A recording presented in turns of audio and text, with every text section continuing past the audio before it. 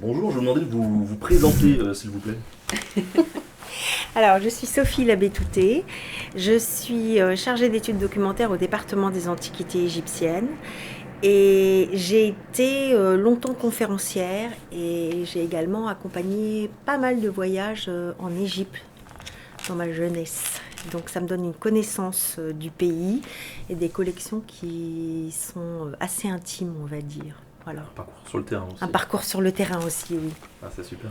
Est-ce que vous pouvez me raconter un petit peu l'histoire du département des antiquités égyptiennes? Alors, le département des antiquités égyptiennes, c'est un des, avec les antiquités orientales, ah non, maintenant on a l'islam, mais un des derniers départements créés, puisqu'en fait, on se rend compte qu'en 1793, lorsque le Louvre a été créé, le Muséum central des arts, il y avait à peu près 10 œuvres égyptiennes qui étaient arrivées alors par des parcours très sinueux et tout à fait par hasard dans les collections royales. Et c'était tout. Et donc, c'est Champollion qui a été à l'instigation de la création du département des antiquités égyptiennes. Champollion, il a justement il a déchiffré les hiéroglyphes en 1822, mais il a déchiffré les hiéroglyphes en ayant à sa disposition très peu de matériaux. Il a travaillé, n'oublions pas, sur un estampage de la pierre de Rosette, donc même pas l'original. Et une fois qu'il a eu compris comment on pouvait lire les hiéroglyphes, il avait envie d'avoir d'autres monuments avec des hiéroglyphes pour pouvoir voir si son système marchait ou pas à fond. Donc il a essayé de faire acheter au roi Louis XVIII une première collection qui était la collection de Rovetti, qui était un consul qui vivait en Égypte et qui a vendu sa collection. Et en fait, Louis XVIII a trouvé que c'était trop cher. Donc il ne l'a pas acheté. Et cette collection est allée en Piémont. Elle est exposée maintenant au musée de Turin. Mais alors Champollion est allé à Turin, parce que lui, il voulait toujours voir ses hiéroglyphes pour essayer de voir si son système marchait. Il a beaucoup étudié les objets de Turin, et puis, étant en Italie, il a eu connaissance qu'une autre collection arrivait d'Égypte, qui était à Libourne. C'était la première collection Salt, du nom du consul britannique. Et il a, alors là, il a fait des pieds et des mains pour que l'État achète cette collection. Et comme Louis XVIII était mort entre-temps et que c'est Charles X qui était monté sur le trône, il a fini par réussir à décider, Charles X, à acheter cette première collection Salt. Entre-temps, ils avaient acheté une petite collection qui était la collection Edme Durand. Et voilà, ça a formé tout de suite le noyau. Et à partir de ce moment-là, Charles X a eu la volonté de créer un département qui soit un département purement antiquité égyptienne au Louvre. D'accord. Justement, Champollion, on peut peut-être revenir sur le personnage. Est-ce que vous pouvez m'en dire un peu plus sur cet homme, son parcours en tant qu'archéologue, oui, qui a été, il me semble... il n'est pas tellement archéologue, Champollion, parce qu'en fait... Il a été très tard sur le terrain. Oui, il a été très tard sur le terrain, il était plutôt philologue, c'est-à-dire qu'en fait, lui, c'était les langues. Il avait vraiment... je crois qu'il y en a qui en se rasant se disent qu'ils vont être président de la République. Lui, il s'était dit qu'il allait trouver le moyen de déchiffrer les hiéroglyphes. Et il faut se souvenir qu'à l'époque, il y avait une sorte de rivalité entre les Anglais, les Français. Enfin, il y avait plusieurs personnes et aussi les Allemands qui avaient mis des systèmes de lecture au point qui ne marchaient pas forcément, mais qui, en tout cas, ils étaient tous en train de se dire c'est moi qui vais trouver. Et Champollion a été le plus jeune. Il a cherché et il s'est donné les moyens en apprenant beaucoup de langues anciennes, et en particulier le copte, qui en fait est le dernier avatar de la langue égyptienne antique, sauf que ça ne s'écrit pas. Ça s'écrit avec des lettres grecques, mais dans la prononciation, dans les mots, on peut retrouver un certain nombre de racines hiéroglyphiques. Enfin, de la langue hiéroglyphique. D'accord. Après, c'est aussi un peu une histoire de famille, il me semble, parce que en fait, Champollion a été beaucoup poussé par son frère, qui était aussi un grand amateur de l'Orient. Oui, il a été poussé, mais je pense que c'est aussi, il a été, on pourrait dire, plus soutenu par son frère. Bien sûr. Soutenu par son frère que vraiment poussé. Mais son frère l'a vraiment soutenu, parce que je pense que Champollion, c'était vraiment le professeur Tournesol dans toute dans toute sa splendeur, et qu'en fait, il était uniquement concentré sur les langues, l'apprentissage des langues, etc. Et que son frère se chargeait un peu de tout ce qui était intendance, parce qu'il fallait quand même que l'intendance suive derrière. Oui, il me semble qu'il lui a quand même payé une partie des études. Voilà. Il a aidé derrière. Oui, il a aidé beaucoup. Oui. Oui. C'était le soutien logistique. Oui, c'était le soutien, et en particulier soutien logistique. Et du coup, Champollion, on ne l'a pas déchiffré tout de suite. Hein, il y a eu quelques échecs auparavant, il me semble. Oui, mais enfin, il l'a pas trop. Il était pas si vieux, hein, parce que j'ai oublié sa date de naissance, mais Il je est crois qu'il très n'avait pas précoce. 30 ans, hein, quand il a Il déchiffré les était hiéroglyphes. Alors, professeur à 17 ans, je crois, ou oui. 18 ans, Oui, mais dans à le. l'université de Grenoble. Oui.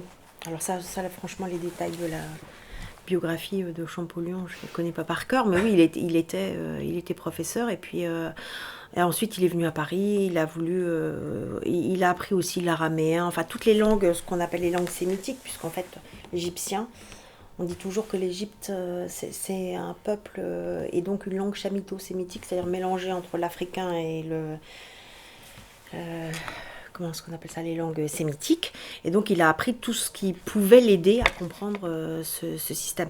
Il y avait eu des échecs de la part des Anglais en particulier parce que les gens pensaient que c'était un système unique, que dans un sens ou que dans l'autre. En fait, ce qui a été la grande révolution de Champollion, c'est qu'il a compris que c'était à la fois un système par image et par son. C'est-à-dire qu'une image peut être un son. Voilà, c'était le mélange des deux. En fait, lui, il s'est basé, avec la pierre de Rosette, il s'est d'abord basé sur la lecture des cartouches. Parce que c'était des noms de souverains étrangers, et les noms des souverains étrangers étaient écrits, alors plus je sais pas, c'est pas vraiment syllabique le nom, mais plus avec des sons, avec les lettres sons qu'avec les lettres images. Et c'est comme ça qu'il a réussi à comprendre. Il a d'abord isolé les noms de Cléopâtre et puis de Ptolémée, et après il a tiré les fils. D'accord. Et comment il a réussi justement à... il faisait du recoupement avec d'autres ouvrages qui avaient été rédigés dans d'autres langues peut-être ou non, comment ça s'est fait? L'autre c'était Jung, je crois, qui était vraiment presque son ennemi, hein, sur sur le sujet. Mais sa méthode de travail exacte, je ne sais pas. Je sais que ce qui vraiment il a compris, c'est que c'était un système mixte. C'était ni alphabétique, ni complètement pictogramme. C'est un mélange des deux. Voilà, et ça a été ça vraiment, c'est qu'en fait il a réussi à admettre qu'il pouvait y avoir un mélange, et ensuite à comprendre ce que c'était que les déterminatifs, qui en fait ne servent pas à quelque chose quand on lit, mais servent juste à comprendre. Tout ça sur une réplique De la pierre de Rosette. Qui s'était procurée comment, vous savez? Je sais pas. Ah ben c'est-à-dire qu'en fait, comme vous savez peut-être, la pierre de Rosette, elle a été trouvée par l'armée de Bonaparte à Damiette. Non, à Rosette, que je suis bête. À Rosette. Et en fait, les savants de l'équipe de Bonaparte ont eu le temps de faire des estampages avant que la perfide Albion et nous prennent en butin de guerre la pierre de Rosette. Donc en fait, il y avait des estampages qui circulaient à Paris, et voilà. D'accord, oui, puis étant donné que la famille Champollion c'était plutôt des proches de Napoléon, éventuellement il a pu facilement mettre la main sur ces estampages. D'accord. Et du coup, après ces grandes découvertes, on l'a gentiment dit tout à l'heure, il va pouvoir aller en Égypte. C'est à la fin. Hein. Il a commencé d'abord par être nommé conservateur et prendre la tête du département des antiquités égyptiennes. Et contrairement à ce qu'on peut croire, c'était quelque chose qui n'allait pas de soi. Nous, ça nous paraît évident. On se dit, voilà, il déchiffre les hiéroglyphes, il fait acheter la collection, c'est forcément lui. Mais non, parce qu'il arrive dans quelque chose qui est des gens, une institution complètement pétrie de civilisation gréco-romaine. Qui ont tous fait, voilà, comment est-ce qu'on disait, faire leurs humanités en grec, en romain, dans le monde romain, et qui étaient plus gradés que lui. Là, je caricature, mais c'est à peine ça. Et donc, quand il y a eu la volonté de le mettre comme conservateur, il y a des gens qui s'y sont opposés en disant, ah ben non, pourquoi lui et pas moi, voilà. Alors bon, quand même, là, le Charles X a tenu bon, il a dit, bah non, quand même, c'est lui qui va pouvoir comprendre et nous faire comprendre ce qu'il y a sur les monuments, donc il l'a nommé. Et en fait, Champollion, il a été nommé en 1826. Donc le premier travail qu'il a eu, ça a été d'organiser les collections qui sont arrivées. Il se trouvait quand même à la tête de 8000 objets, enfin je dis ça à peu près, et il a quand même fallu les organiser. Et Champollion, il avait en tout cas une volonté, c'était qu'il refusait absolument d'aller vers le bric-à-brac, les présentations qui étaient très à la mode au début du 19e siècle, où tout était un peu entassé, que ce soit les tableaux sur les murs ou les objets, c'était souvent dans des cabinets de curiosité. Et donc lui, il a eu dès le début la volonté vraiment de faire quelque chose qui puisse faire comprendre au public la civilisation égyptienne et qui soit organisé. Donc déjà, il a travaillé là-dessus. Par rapport à d'autres. Voilà. Il a déjà organisé et il a eu 4 salles. Et dans ces 4 salles, alors j'oublie toujours, mais il y a une civile, une funéraire, une religieuse, puis il y en a une qui est doublée, je ne sais jamais laquelle. Bon, voilà, je vous le dirai ça. Je redemanderai à Sylvie. Et c'était vraiment, les objets étaient classés. Et très vite aussi, il a publié ce qu'on appelle les notices descriptives, qui est en fait un petit guide du département et qui avait à peu près cette dimension. Et en fait, ce qu'il voulait, c'était que vraiment les gens puissent visiter avec le guide à la main, de façon à pouvoir comprendre. Donc ça lui a déjà pris un certain temps, puisqu'il a racheté une ou deux petites collections au passage. Et finalement, pour avoir l'argent et préparer son départ en Égypte, je crois qu'il part en 1828 ou 29, donc vous voyez, c'est très très tard. De 28 à 30%. Oui, de 28 à 30, mais c'est 18 mois. Donc c'est même pas énorme comme séjour en Égypte. Surtout, bon, voilà, il faut le temps de se déplacer à l'époque. Et il rentre en 30 et il meurt en 32. Donc vous voyez, c'est très court. C'est très court. Et du coup, qu'est-ce qu'il a ramené de... Alors, il a ramené, mais peu. Il a rapporté, je crois que c'est une trentaine d'objets, c'est rien. Alors, il y a une liste quelque part, je pourrais vous la ressortir. Elle a été publiée. Mais j'avais pas bien compris que c'était là-dessus que vous alliez vraiment travailler cet après-midi, donc j'ai pas apporté la liste. Surprise. Ça tombe bien parce que j'ai fait une conférence la semaine dernière sur l'histoire du département, donc c'est un peu frais. Mais donc ça, je pourrais vous dire, mais c'est peu parce qu'en fait, il n'avait pas assez d'argent. Et donc en fait, la campagne, c'était une campagne franco-toscane, puisqu'il était parti avec des gens de Florence. Et à Florence aussi, ils ont rapporté, mais presque un peu plus que nous, d'objets. Mais bon, les objets qu'il a rapportés étaient quand même des objets très bien choisis. Mais il avait pas, il l'écrit dans ses lettres à son frère. Il dit, bah oui, je vois des choses, mais j'ai pas le budget. Alors c'était des objets de quel type Alors c'était assez divers parce qu'en fait, par exemple, il a rapporté le grand relief qui vient de la tombe de Séti Ier et Hathor. Donc ça, c'était un pilier d'une tombe de la vallée des rois. Il a rapporté la statuette de Karumama. Je ne sais plus après, mais c'était des objets assez divers, mais de grande qualité. Qui sont, eux, toujours visibles aujourd'hui au Louvre. Oui, bien sûr. Ah oui, rien n'a bougé. Parlons justement de ces deux objets dans ce cas-là. Peut-être un petit peu, est-ce que vous pouvez me dire un petit peu justement au niveau du relief de Sétis Ier qu'est-ce que ça représente par exemple Alors c'est un pilier avec la déesse Hathor et le roi Séti Ier. Et en fait, comme dans beaucoup de caveaux, on a des représentations du roi face à la divinité. Et la déesse Hathor... De vache, non, c'est pas ça. Oui, mais là, elle est comme une tête de... Attends, je ne vais pas vous dire de bêtises, mais je pense qu'elle est comme une... représentée avec une femme. C'est une femme, c'est une très délicate peinture. Je regarde si par hasard, j'ai pas une photo, ça aurait été bien. C'est une très délicate peinture. Celle-ci, non ? Oui, c'est celle-là, voilà. Et donc, en fait, elle a juste les cornes de vache ici. Et donc, elle est en train d'offrir à Séti, ici, Séti Ier, le collier Ménate, qui est en fait un collier qui doit lui redonner la force et l'éternité aussi. Je crois que c'était ça. Et la tombe de Séti Ier, qui avait été... Est-ce qu'elle n'a pas été découverte justement par Champollion ? Je ne sais plus. C'est une tombe qui a des couleurs et des reliefs magnifiques. Oui. Comment est-ce qu'on peut expliquer que ce soit aussi bien conservé au niveau des pigments alors que... Parce que c'était conservé dans la tombe, mais est-ce que vous avez déjà fait un voyage en Égypte? Et non, j'aimerais bien. Dame Ned. Emmenez-moi.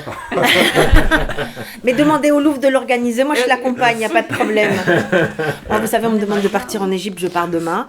On a pas mal de peintures murales en Égypte, que ce soit dans la vallée des rois, aussi dans la vallée des artisans ou dans la nécropole des fonctionnaires, qui ont gardé leur couleur d'une manière extraordinaire, parce que justement c'était dans des tombes. On est dans la région thébaine, c'est une région assez sèche. Bon, alors il y a eu des tombes qui ont été inondées, mais celles qui n'ont pas été inondées, elles ont gardé des couleurs extraordinaires. Alors peut-être que dans la vallée des rois, depuis que c'est ouvert, ça s'est un peu voilé parfois. Mais quand on nettoie, on peut retrouver des couleurs comme celle-ci. D'accord. Et alors du coup, vous me parliez d'un autre objet. Alors, la statuette de la divine adoratrice Karumama. Alors, les divines adoratrices, elles apparaissent à partir de l'an 1000 avant Jésus-Christ, donc je pourrais dire un petit peu tardivement, pour la société égyptienne en tout cas. Et en fait, c'était souvent des femmes de la famille royale qui étaient instituées prêtresses d'Amon, grande divine adoratrice d'Amon. Et en fait, elles étaient là pour représenter la famille au pouvoir à Thèbes, donc dans le domaine d'Amon, à un moment où les pharaons ont déménagé dans le nord. Est-ce que je suis claire? C'est-à-dire que les capitales étaient Tanis, Pyramsès dans le nord. Et alors, comme le culte d'Amon restait très important, souvent ils ont eu un peu ce tour de passe-passe, on pourrait dire, d'avoir des femmes de leur famille qui représentaient le pouvoir un peu temporel à l'intérieur du temple du dieu Amon.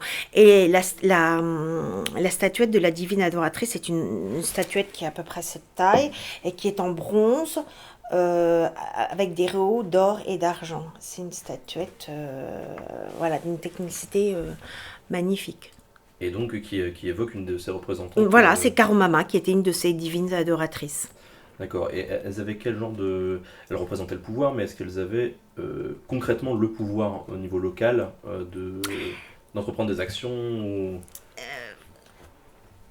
Elles étaient en concurrence avec le grand prêtre. C'est-à-dire qu'en fait, voilà, ce qui s'est passé vers à peu près à l'an 1000, on va dire grosso modo, les rois se sont plutôt installés dans le delta, au nord de l'Égypte, parce que tout le Proche-Orient s'est développé à ce moment-là. Et donc, ils ont été obligés un peu on pourrait dire de se mettre beaucoup plus près de toutes ces populations qui se développaient, qui étaient importantes, qui pouvaient aussi les envahir. Mais le pouvoir d'Amon restait important. Justement, les grands prêtres d'Amon, ils ont commencé à être un petit peu puissants. Donc, pour essayer un peu de contrer la puissance des grands prêtres d'Amon, ils ont mis des femmes de leur famille comme... Garde-fous, en fait. Oui, c'était un peu ça. D'accord. D'accord. Et elles sont quand même censées rendre un culte à Amon, et donc on les voit souvent représentées sous forme de prêtresses, ou par exemple...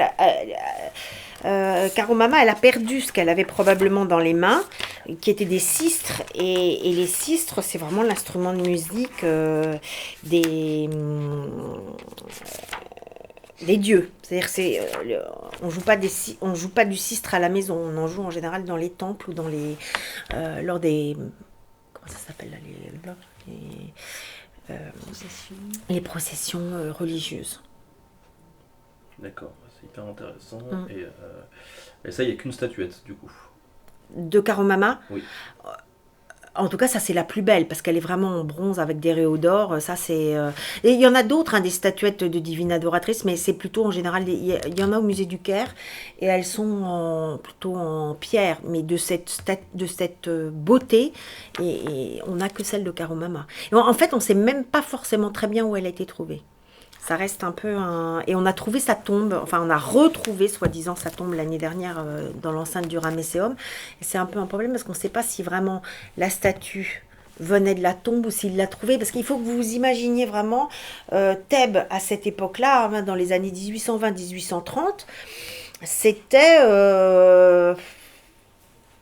champ ouvert à tous les gens, à tous les gens qui cherchaient des objets.